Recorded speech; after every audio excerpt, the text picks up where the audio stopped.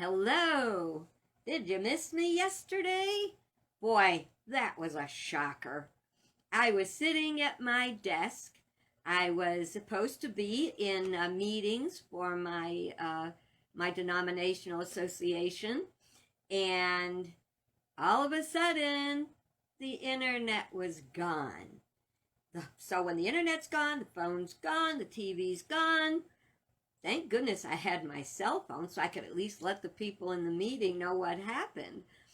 Boy, it's a challenge. Sometimes things just don't go the way you want. I gotta tell you, I was really disappointed because I waited and waited for it to come back so that we could share together. And I especially wanted to share because of National Day Calendar. They had a couple of really interesting things. One of them was National Personal Space Day. And they talked about the need that some people have for personal space.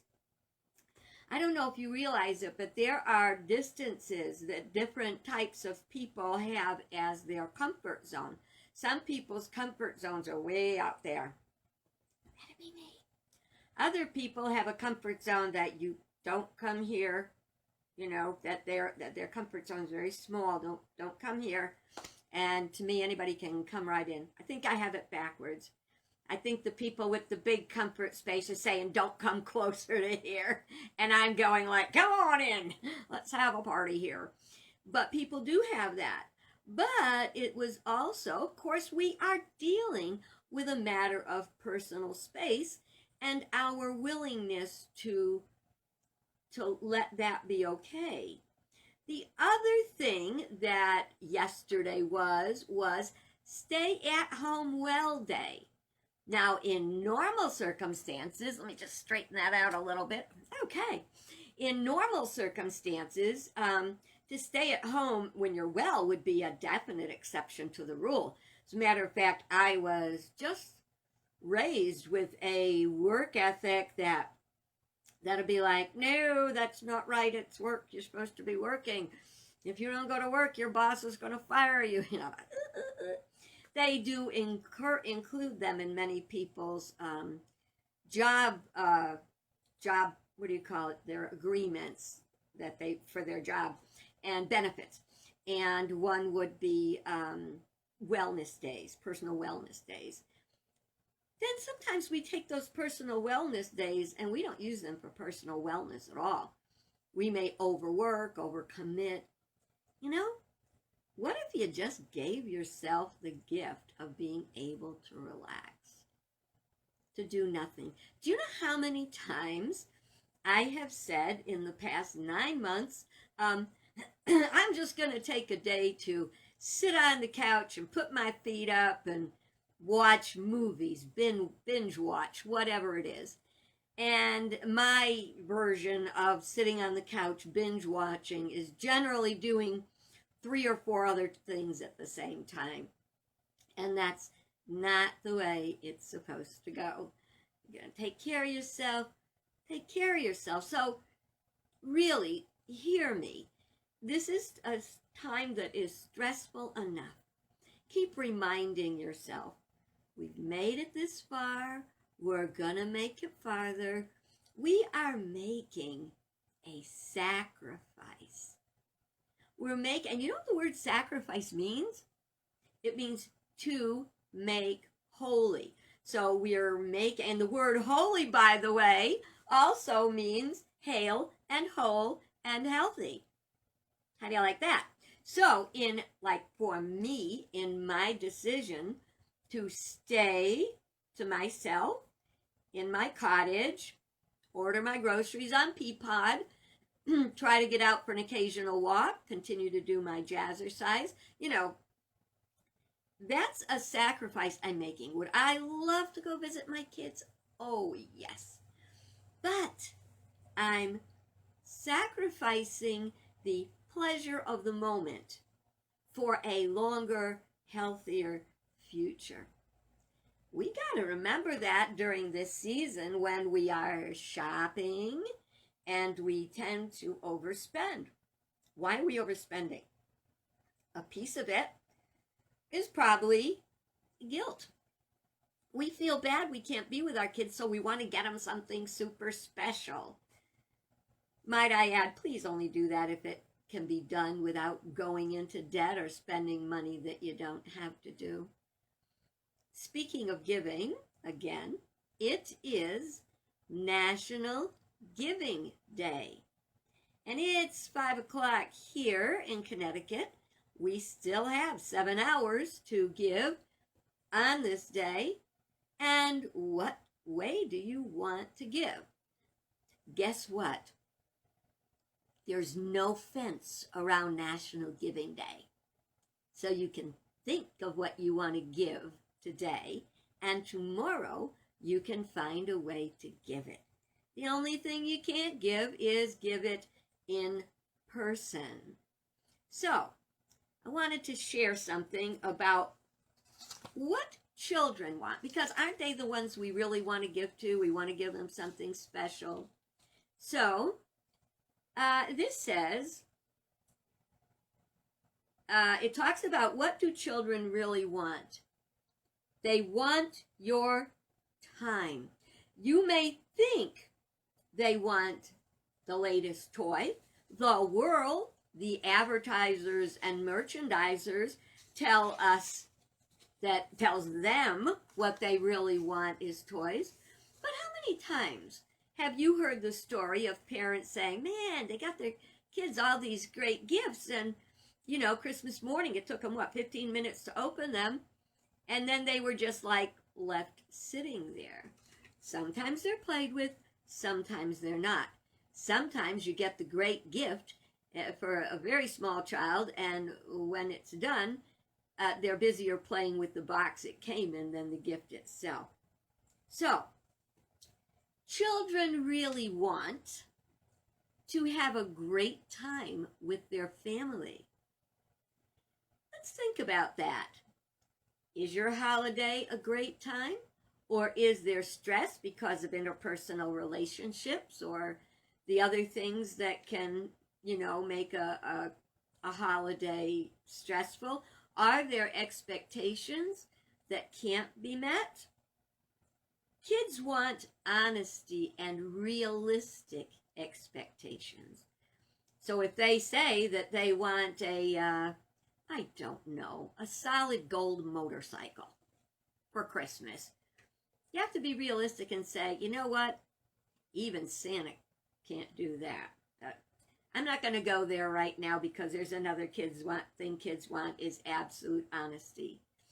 How do we have absolute honesty and not take away the magic of Santa Claus?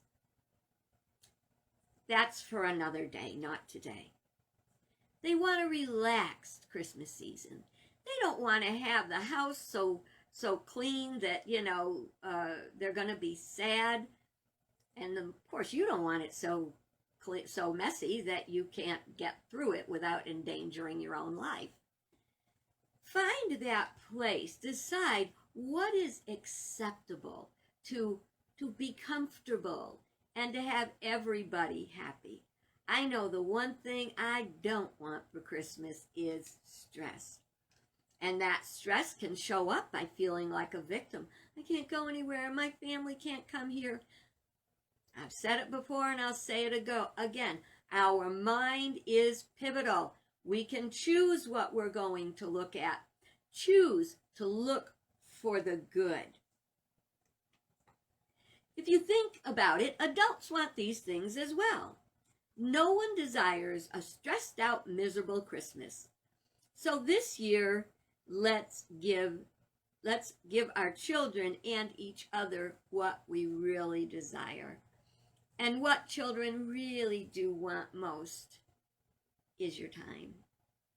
They want your time. They want your presence. If you are a grandparent, aunt, uncle, or other family member who cannot be there with your family, then find a way to be there on Skype, Zoom, Google Go, however many wonderful ways, FaceTime, the many ways that we can visit together and take advantage of it. I know technology can seem daunting and to have to learn how to use all that stuff, but look at it this way. You're giving yourself two gifts in that. One of them is seeing the faces of your loved ones. The second one is exercising your brain, right? So sometimes the things that we gripe about are the things that are in fact most important. I heard on the news today that there is a phenomenon they're watching of real trees. Everyone wants a real Christmas tree. Isn't that interesting? I'm not a big fan of living trees. Well, living trees, yes. If they got a root ball and you can plant them, great. But as for killing a tree, you know, they say Christmas is a very strange time of year when families gather around a dead tree and eat candy out of their socks. You know, there's different ways of looking at things. But, you know, when my children were little, I was all for the trees that were bald. I bought them so that you could plant them. And that was like 50 years ago. And now when I drive by, I still drive by the house I lived in then, and I look in the yard and there are these tall, huge trees. And you go like, wow, when I put that little thing in there, it wasn't 4 feet tall. Now, I did make a mistake, I will say that. And I don't know if it's just the age of the tree or what, but we did have very sandy soil. And we planted them just as we were told, but I noticed they've gotten kind of scraggly over the years. Well, maybe I've gotten a little scraggly myself. Who's to say? But I think that the fact that people want fresh trees in their house is that feeling that we once had. I think they're hungering for the carefree life we had, not just as children, but up to the last 5-10 years. Yes, we've been through a lot. We've been through wars and rumors of wars and fright, but this is probably, as for my 75 years, this has been the scariest. And we're going to come through it. Just like we've come through everything else. I remember when I was 15 years old, I think that was about the age I was at the time.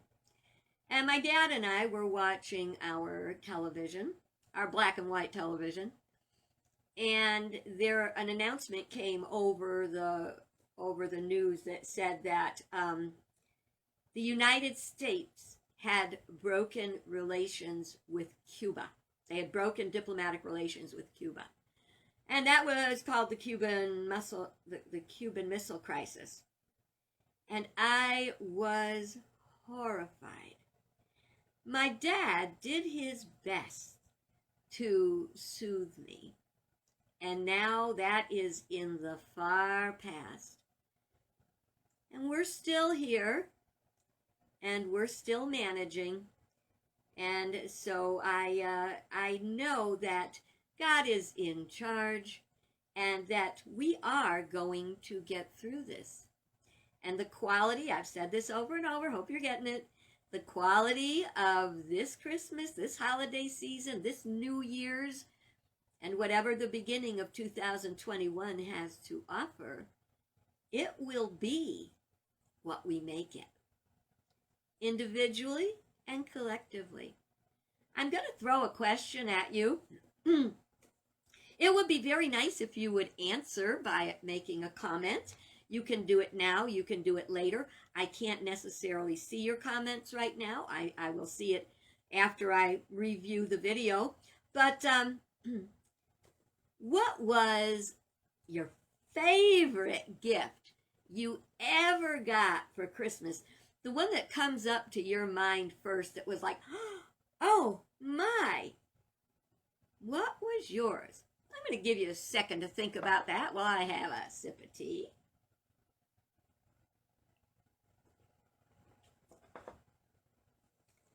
Let me tell you what mine was. I see you're being shy. That's okay. My favorite gift of all time was a case of 7-Up. Just for me. And I didn't have to share it. I did, but I didn't have to. That's the best part. I didn't have to. I chose to. It was so special to me because, number one, it was one thing I really, really wanted and asked for. And the second is that I actually got it. It was a very uncommon gift. Oh, I had lots of special ones, but that one, and I think one of the reasons was my mom knew what I wanted and she made sure I had it. So I had a, not only my gift, it probably cost back in those days like $2.50. But I was a happy, happy girl. So you think about your favorite gift, and do feel free to share what that is in the comments. Then I'd like you to think about the gift you gave that made you happier than anything. It was just a gift you gave to somebody else that was the best and had the best feeling when it was delivered. Give you a minute to think about that, because I'd like you to bring it up and say to yourself, what was it that was so special about that gift?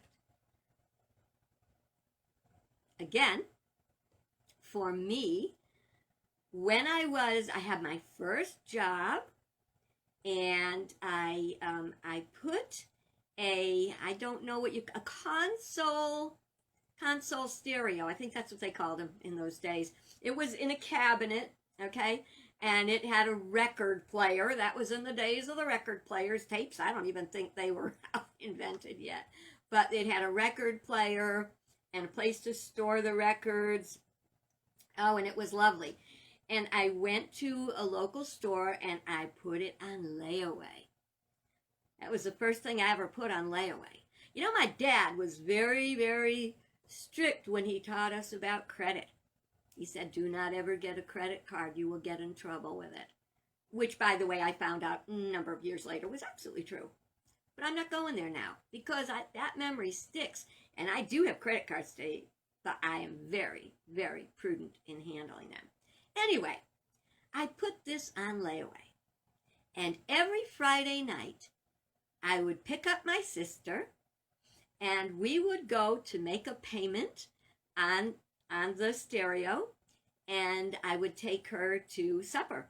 She had, at that time, I think she had 2 little children at that time, and they had some hard times. They were very, very young to have a little family going, and, you know, so in those days, homemakers, there was no daycare or anything like that. Plus, she liked being a homemaker.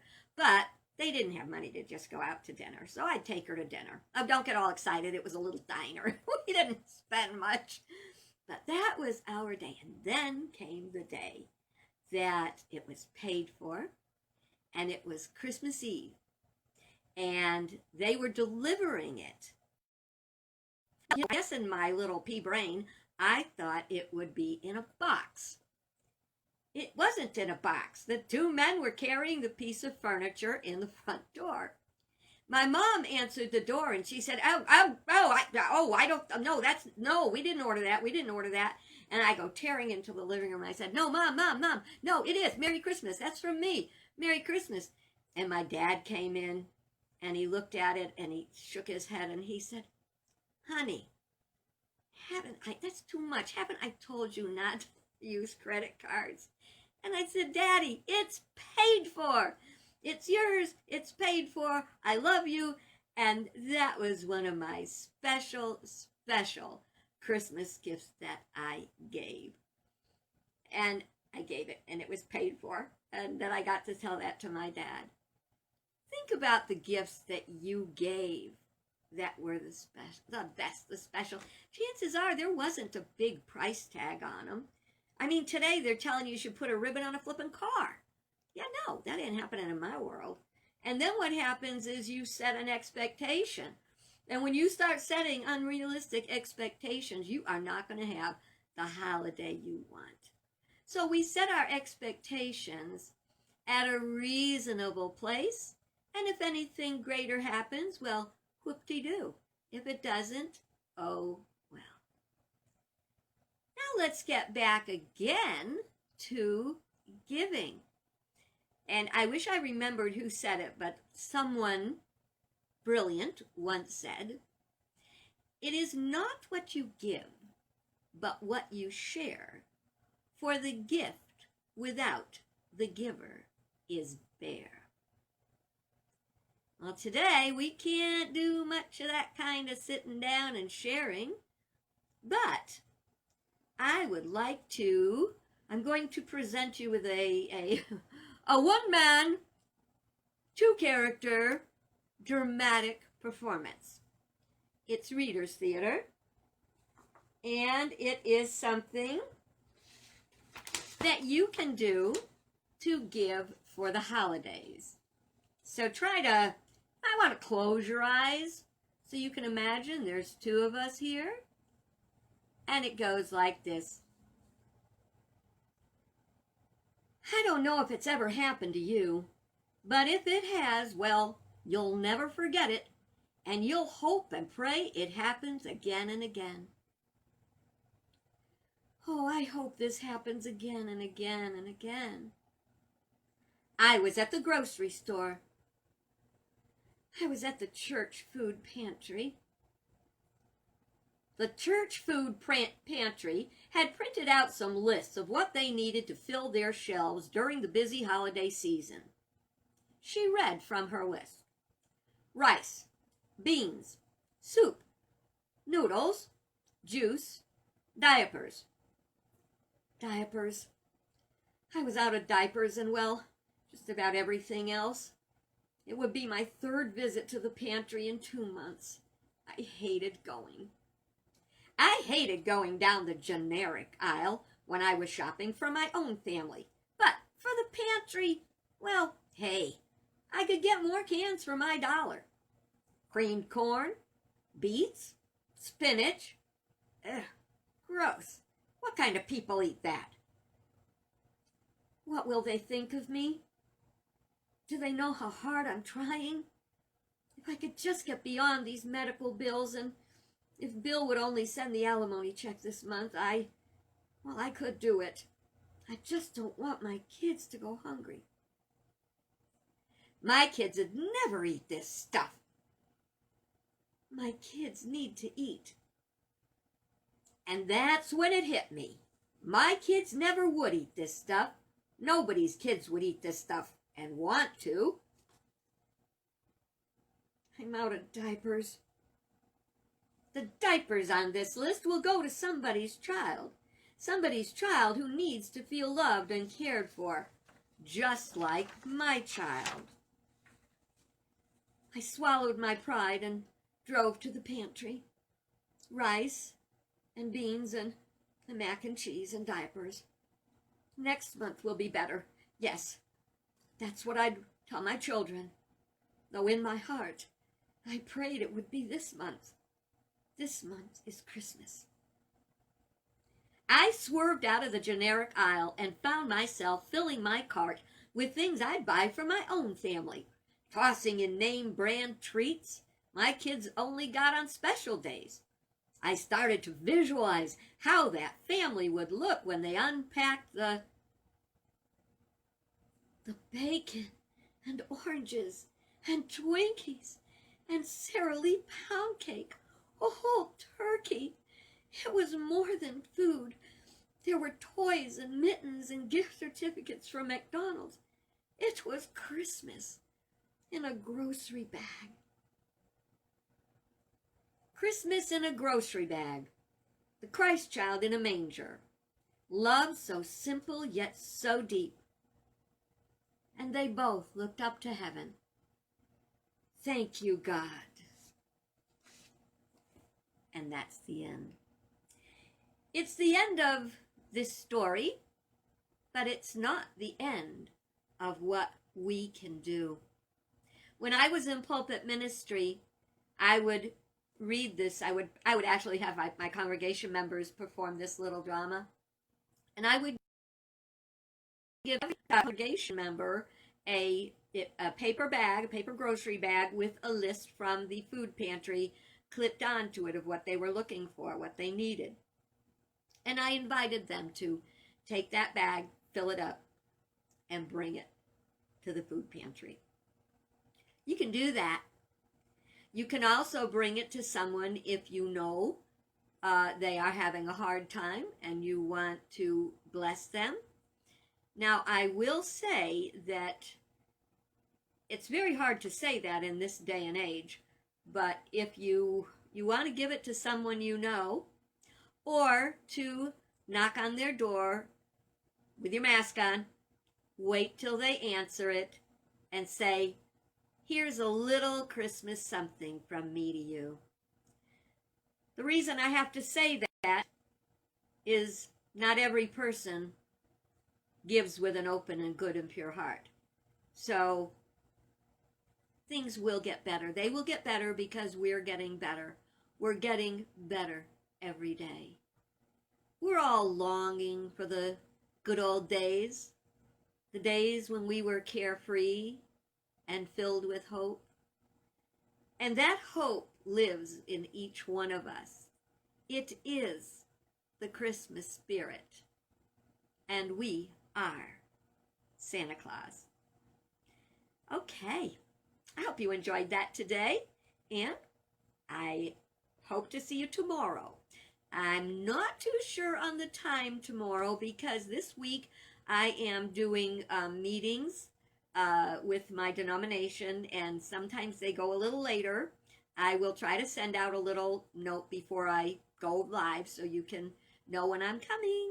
You can also check it out on Facebook, and so you never miss a thing, you can click subscribe. Have a wonderful day, and remember, you are really never alone, and there's no need to be lonely. God bless. Bye-bye.